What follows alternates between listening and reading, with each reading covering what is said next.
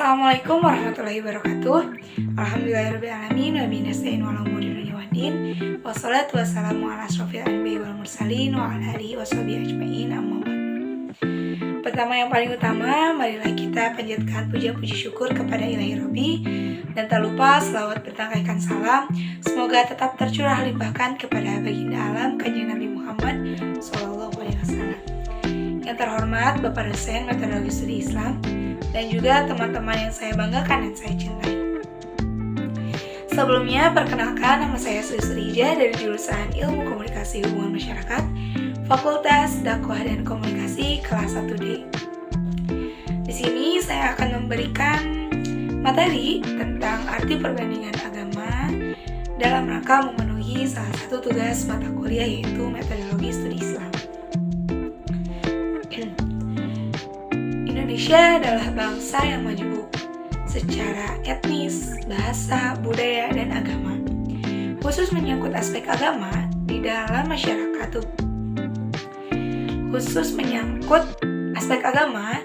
dalam masyarakat Indonesia terdapat berbagai macam agama yang diakui keberadaannya secara sah oleh pemerintah dan dipeluk oleh penduduk Indonesia, yaitu Islam, Kristen Katolik, Kristen Protestan, Hindu, Buddha, dan Konghucu.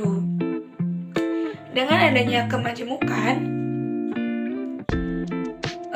agama ini berhubungan harmonis antar umat yang berbeda-beda.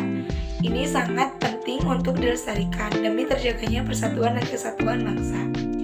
Untuk keberlangsungan sebuah ilmu studi agama memerlukan beberapa metodologi untuk memahami sebuah agama. Oleh karena itu, saya akan menjelaskan mengenai perbandingan dalam studi Islam, subtema arti perbandingan agama. Langsung saja, pengertian ilmu perbandingan agama yaitu ilmu atau science of religions dalam arti luas dapat dibagi menjadi 3 bagian pokok. Yang pertama, history of religions atau sejarah agama. Yang kedua, comparison of religions atau perbandingan agama. Dan yang ketiga adalah filosofi australis atau filsafat agama.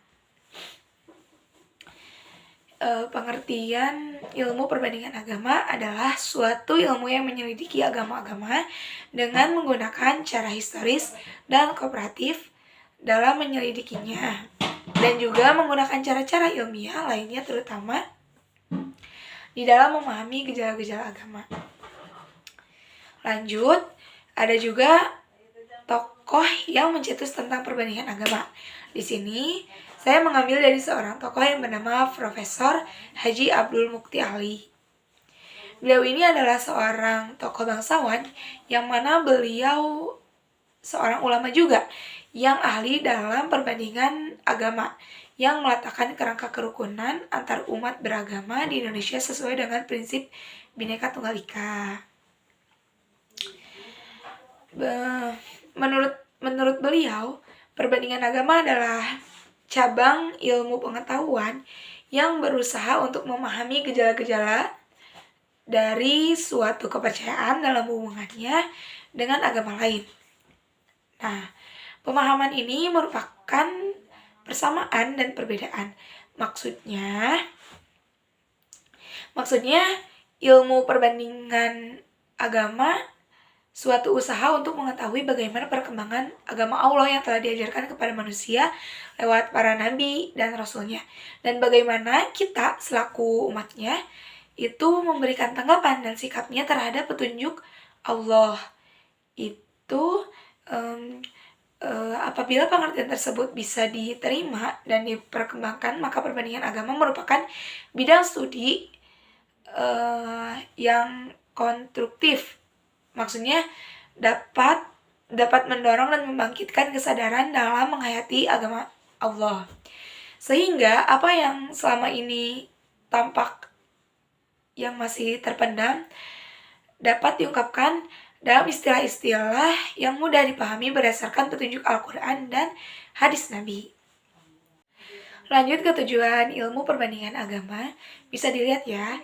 Tujuan ilmu perbandingan agama yaitu sebagai jembatan yang berusaha memahami sebuah aspek-aspek yang diperoleh dari sejarah agama, pengumpulan bahan-bahan dari berbagai pengalaman keagamaan untuk mengetahui bagaimana Allah telah memberi petunjuk kepada manusia, juga sebagai jembatan penghubung antar ilmu agama yang empiris dan ilmu agama yang normatif. Nah, pada dasarnya, tujuan mempelajari ilmu perbandingan agama ialah bertujuan untuk memberikan kemungkinan bagi seseorang yang melibatkan diri dalam studi agama untuk memiliki pandangan yang sempurna tentang maksud dan arti pengalaman keagamaan. Dan ekspresi-ekspresi semacam akibat yang ditimbulkan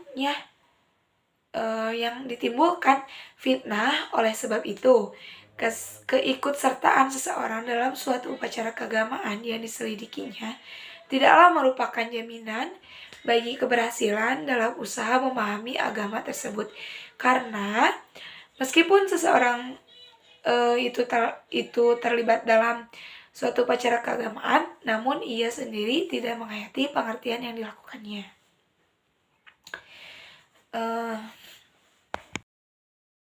Dalam sebuah buku On the Sociology of Islam, cendekiawan Iran ini mengusulkan penerapan metodologi dalam 5 aspek agama, yaitu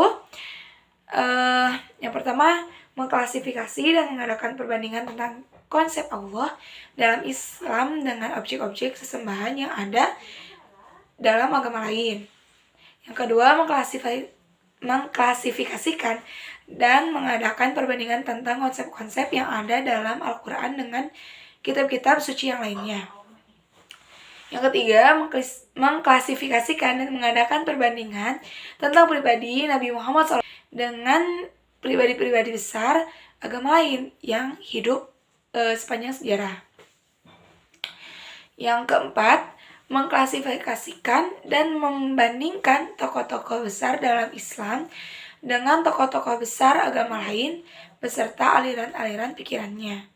Dan yang kelima, mengklasifikasikan dan membandingkan alam lingkungan tempat Nabi Muhammad SAW ini dibesarkan ke umat yang menjadi sasaran dakwahnya. Ada di antaranya nabi-nabi yang menyeru seluruh manusia atau An-Nas. Ada nabi yang menyeru raja-raja dan kaum bangsawannya. Ada nabi yang menyeru kaum cerdik, pandai, dan para filosof. Ada juga nabi yang dekat kepada orang yang sedang berkuasa, di samping ada nabi yang menentang. Akhirnya, perlu diketahui bahwa kedudukan perbandingan agama bukan sebagai alat untuk mempertahankan kepercayaan agama seseorang, tetapi merupakan alat untuk memahami fungsi dan ciri agama. Jadi, perbandingan agama bukan apologi. Lanjut ya, ke manfaat mempelajari ilmu perbandingan agama, yaitu untuk menemukan segi-segi persamaan dan perbedaan antara agama Islam dengan agama-agama yang bukan Islam. Yang kedua, berguna untuk membuktikan di mana segi-segi dari agama Islam yang melebihi agama-agama lain untuk menumbuhkan rasa simpati terhadap orang-orang yang belum mendapat petunjuk tentang kebenaran. Dan yang keempat, mempertajam pemikiran. Yang kelima, dengan mempelajari berbagai agama, maka akan muncul suatu keyakinan tentang kebenaran dalam agama Islam. Yang keenam, mengembangkan dan memperluas wawasan pemahaman terhadap agama lain. Pada intinya, mempelajari ilmu perbandingan agama dapat mengetahui kehidupan batin, alam pikiran yang berkecenderungan hati berbagai umat manusia yang memeluk berbagai macam-macam agama, juga mengetahui isi persamaan dan perbedaan agama yang satu dengan agama-agama yang lainnya, sehingga dapat membuktikan segi-segi keistimewaan yang dipilihnya. Dapat disimpulkan, Ilmu perbandingan agama yaitu ilmu pengetahuan yang berusaha mempelajari dan memberi nilai-nilai keagamaan dari suatu agama, kemudian dibandingkan satu agama dengan agama lain untuk menentukan struktur yang pokok dari pengalaman-pengalaman dan konsepsi yang dimilikinya. Tiap cabang ilmu agama mempunyai fungsi tersendiri dan cara-caranya sendiri untuk mencapai tujuan, dan ilmu perbandingan agama ada sebagai jembatan yang berusaha memahami semua aspek-aspek yang diperoleh dari sejarah agama.